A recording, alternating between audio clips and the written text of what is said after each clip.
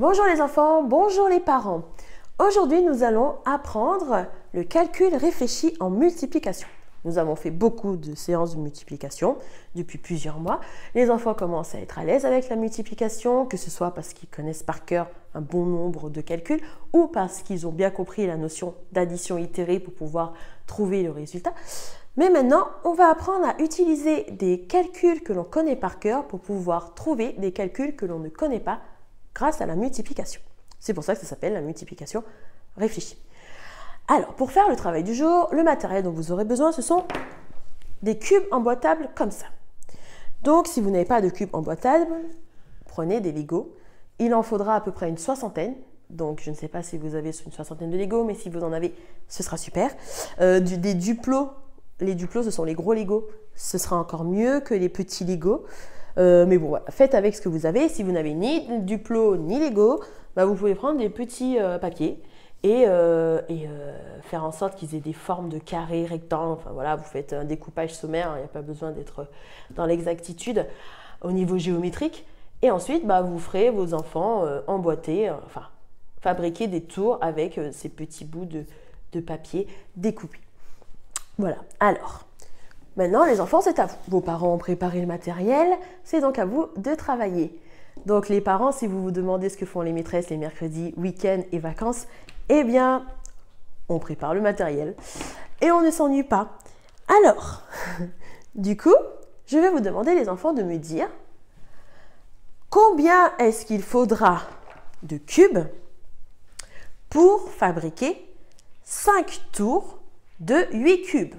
1, 2, 3, 4,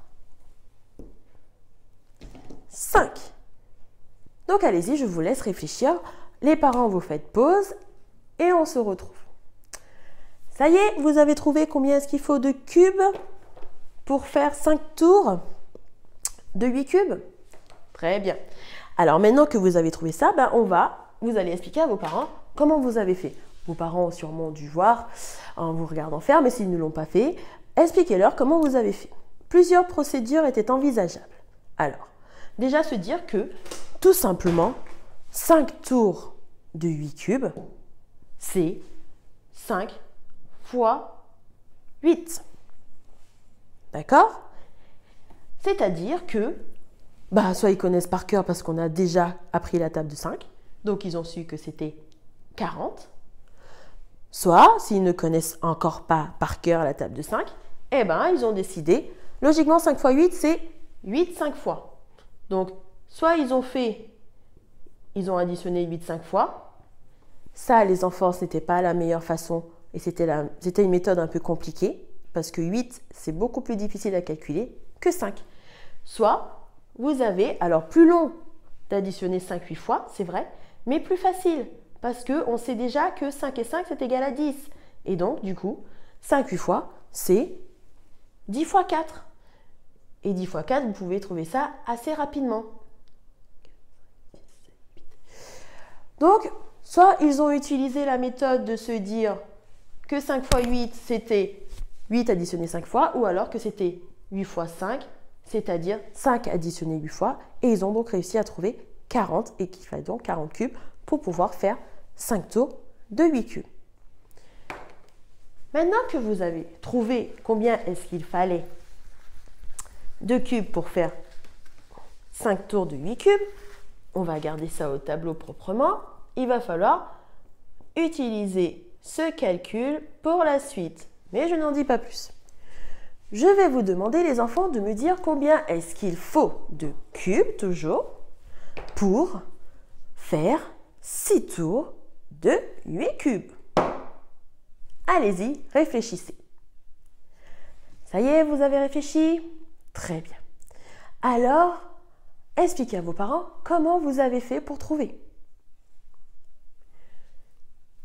Vous avez expliqué à vos parents que plusieurs méthodes étaient encore une fois envisageables. Soit vous avez construit, ah oui, ça c'est la méthode que j'ai oublié de dire tout à l'heure, vous avez aussi peut-être construit les tours et les cubes et ensuite vous avez compté tous les cubes. Ça, c'était une autre méthode aussi qui pouvait être faite, à savoir construire les tours, compter les cubes. Mais bon, cette méthode-là, elle est longue et elle peut être vite nous emmener dans l'erreur parce qu'on peut ne pas bien compter les cubes. C'est pour ça que je suggère toujours de passer par le calcul. Avec ça, on se trompe beaucoup moins que le fait de compter. Alors, regardons comment est-ce que vous avez donc fait. Vous avez donc compris que 8 tours de 6 cubes, c'était 6 fois 8. Alors, 6 fois 8, ça veut dire qu'il faut rajouter à mes 5 tours qu'on avait tout à l'heure, 1, 2, 3, 4, 5, une autre tour de 8 cubes. Si vous avez décidé de construire les tours, vous avez donc rajouté une autre tour. Maintenant, la question est, est-ce qu'on va s'amuser à recompter du début tous les cubes? Non, ça ne sert à rien. Parce que tout à l'heure, on avait déjà dit que 5 tours de 8 cubes, c'était 40. Donc, on n'avait pas besoin de recompter du début. Il suffisait juste de prendre 40, résultat connu, et ajouter 8. D'accord?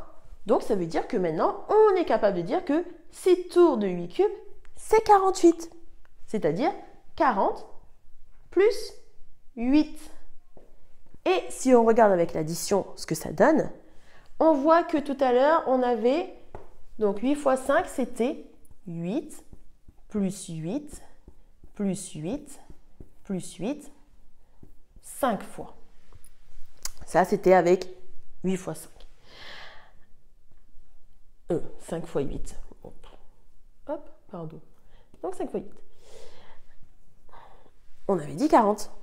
Et du coup, là, tout ça, c'était égal à 40.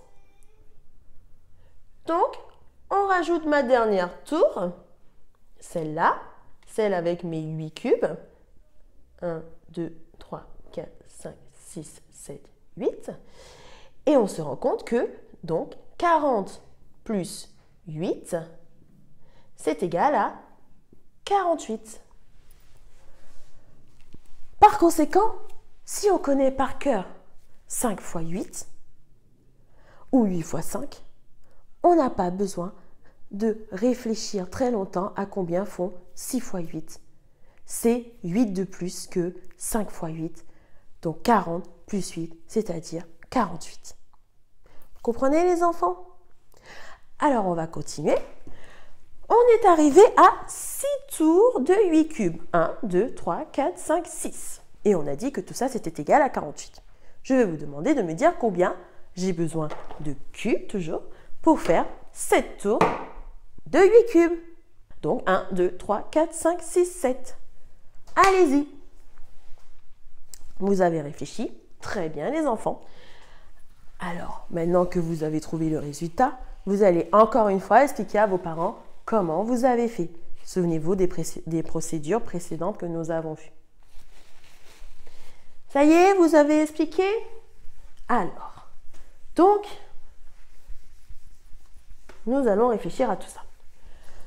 On connaissait 5 fois 8. C'est dans la table de 5. 5 fois 8, c'est 8 fois 5. Donc, on sait que c'est 40. Maintenant, 6 fois 8, on ne connaissait pas par cœur parce qu'on n'a appris ni la table de 6, ni la table de 8. Mais on a vu avant que c'était une tour de plus.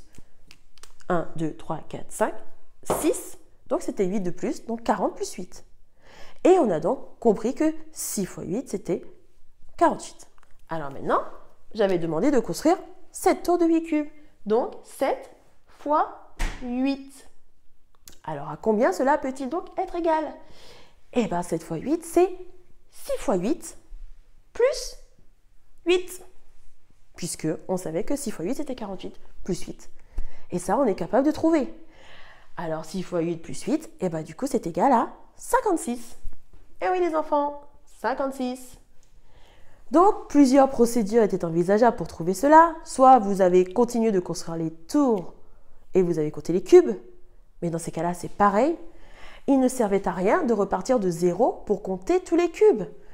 On savait déjà que 1, 2, 3, 4, 5, 6 tours, c'était 48. Donc il suffisait de partir de 48 et de dire 49, 50, 51, 52, 53, 54, 55, 56.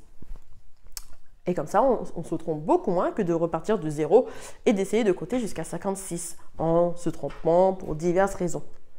Soit vous avez utilisé le calcul et vous avez fait comme on a fait là, on a dit, oh, bah c'est 48 plus 8, donc 56. Soit vous connaissiez peut-être par cœur. Ça, c'est tout à fait envisageable. Voilà les enfants. Donc aujourd'hui, ce que nous avons appris, je vais vous laisser un petit peu de temps pour essayer d'expliquer à vos parents ce que vous avez compris de tout ça et ce que vous avez appris par rapport à nos cubes et à nos tours. Et au fait que des fois, la multiplication, il ne faut pas forcément connaître par cœur toutes les tables, mais juste réfléchir à partir de calculs qu'on connaît déjà. Vous allez expliquer ça à vos parents et après on fait la synthèse. Ça y est, vous avez expliqué à vos parents? Très bien. Alors, regardez. Donc, ce que nous devons retenir aujourd'hui. Nous avons dû faire 5 tours de 8 cubes et certains d'entre vous ont tout de suite probablement compris que c'était égal à 40 parce que c'était 5 fois 8 ou 8 fois 5.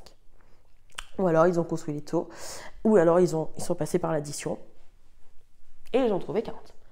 Maintenant, 6 fois 8, on a dit on ne connaissait pas. Alors du coup, ce qu'il faut se dire, c'est que 6 fois 8, c'est 5 fois 8. Donc, c'est 5 fois 8. Hop, 40. Plus 8. Notre tour de 8. Et donc, tout ça, c'est égal à 48. Et pareil pour 7 fois 8. Et ainsi de suite. Donc, vous êtes capable de calculer autant de tours de 8 cubes que vous voulez tant que vous savez le résultat d'avant. Ou un des résultats de la liste. Et vous pouvez repartir de ça pour trouver. Donc, souvenez-vous bien, les enfants, que multiplier, ça revient toujours à additionner le même nombre plusieurs fois. Ça revient à faire des tours qui ont le même nombre de cubes. Voilà. Je vous laisse avec ça pour aujourd'hui. Et on se retrouve demain avec une deuxième séance pour apprendre le calcul réfléchi de la multiplication. Au revoir les enfants. Et juste, on passe donc sur le fichier, comme j'ai expliqué pour la séance d'avant. Soit on fait tout de suite les exercices d'entraînement, soit on attend le lendemain pour asseoir un peu tout ça dans la tête. Voilà, au revoir et à bientôt.